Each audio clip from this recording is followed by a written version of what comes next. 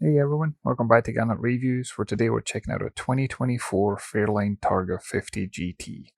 This was on display at the Suncoast Boat Show in Sarasota earlier this year, and she measures in at 51 feet 4 inches in length, including a submersible platform. She's got a draft of 3 feet 10 inches. She's got an air draft of 15 feet 1 inch, so she is capable of doing a great loop if that's what you're interested in. And she's got a beam of 14 feet 2 inches, giving a very safe and stable platform for both slow and fast cruising.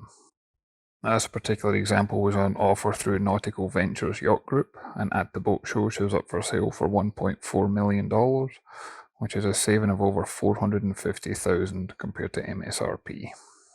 Boarding was easily done, stepping onto the submersible bathing platform, and you can see we've got easy access up to the cockpit on both the port and starboard side. And I love the setup in the aft cockpit for cruising with family and friends.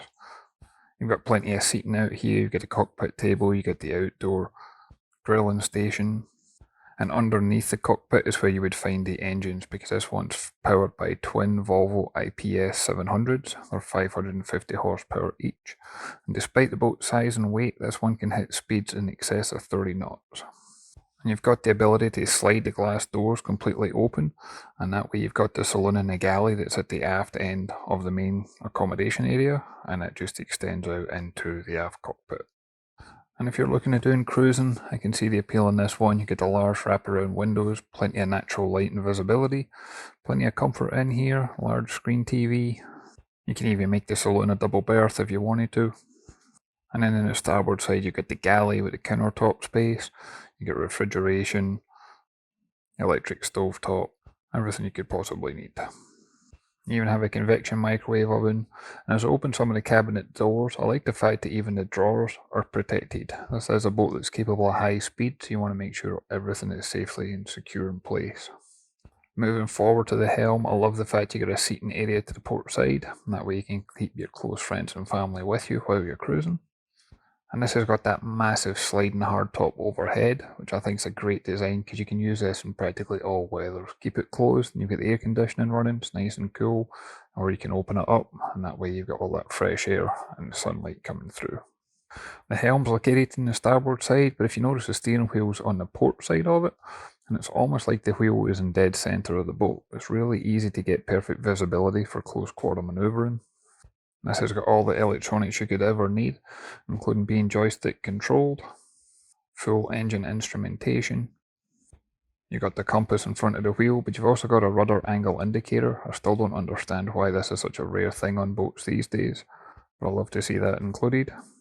You got your multifunction displays. You got your throttles, including the ability to trim those IPS drives, and this also has bow thruster. Now this model can have a 3-cabin or a 2-cabin layout. This one's a 2-cabin, so you've got a little saloon area lower down on the boat as well. And even this far forward, there's still plenty of natural light coming through, especially with those large windows that we have on the side of the hull. As I open some of these cabinet doors, look at how thick the woodwork is. Everything about this boat is solid. There's also multiple hinges in place, so when you do open it, nothing is flexing out of place. There's more refrigeration options here, helping to keep those drinks and refreshments close at hand. And for those that's looking at doing extended cruising, this one's also got a washer and dryer built in. Not only can you keep your clothes clean, but you'll have fresh towels and fresh linens everywhere you go.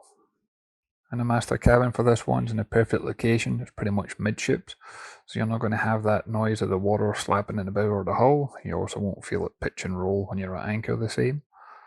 And it's also utilising almost full beam.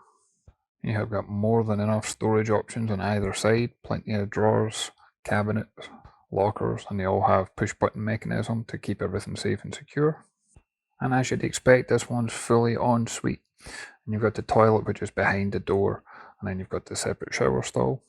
That's probably a good time to point out this one carries 127 gallons of fresh water. She's also got 346 gallons of fuel. So plenty of provisions on board for extended cruising.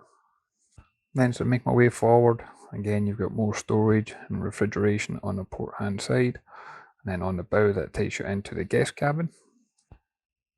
And even this far forward there's still plenty of headroom. I'm 6'2" and I had no issues in here at all. And then you've got natural light coming through those portholes in the side of the hull. There's also natural light available overhead from the hatch. We've got a large flat screen mounted on the bulkhead. And then this one's got private access that leads into the guest heads compartment. It's not 100% ensuite because you can access this from the lower saloon as well. But I do like the fact that the toilet and the shower is separate in here. And if we go back into the forward cabin, there's also more storage options behind the main door. You got full height hanging locker space and a large vanity mirror on the outside of the door as well. And as I make my way through, you'll notice that cockpit table in here has got that mechanism where you can drop this down and convert it to a double berth. So although it's not a fully private 3-cabin option, I think this is the best of both worlds because you can make this have the accommodation of 3 cabins. And then a boat of this design, the outside's just as important as the inside.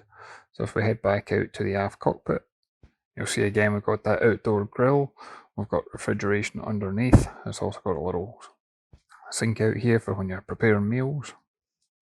But walking around the deck is super easy to do on this one. You've got high guardrails on the outside, you got handholds on the inside. It's a very sleek and modern, elegant design for this one. I like the amount of privacy we have on the windows. I've got that tint effect so that way you can't see through as easy. But you want to make it easy to get to the bow for your guests, because on the bow we do have a large sun pad. And you'll see that backrest can pop up or it can lay flat. But it's also a central location. It's quite far back from the bows, quite far back from either side, so you're not going to have any wind and spray come through. So you can lay out here even while you're cruising. And from out here you can see that somebody's opened that retractable sunroof, and you can see just how large that space is. I honestly feel like this is a boat that could be enjoyed virtually anywhere in the world. If I took this back to Scotland, you can keep it fully enclosed, keep the heat and the AC running, or if you're down here in Florida you can have it all open and enjoy that outdoor element. I like the fact that despite her size she's easy to handle and maintain, joystick control, bow thruster, twin screw. But as always, I'd love to hear your thoughts and comments. If you haven't done so already, if you can leave a comment down below, if you can hit that like and subscribe button, it really does make a difference. I look forward to catching you on the next one. Thanks everyone.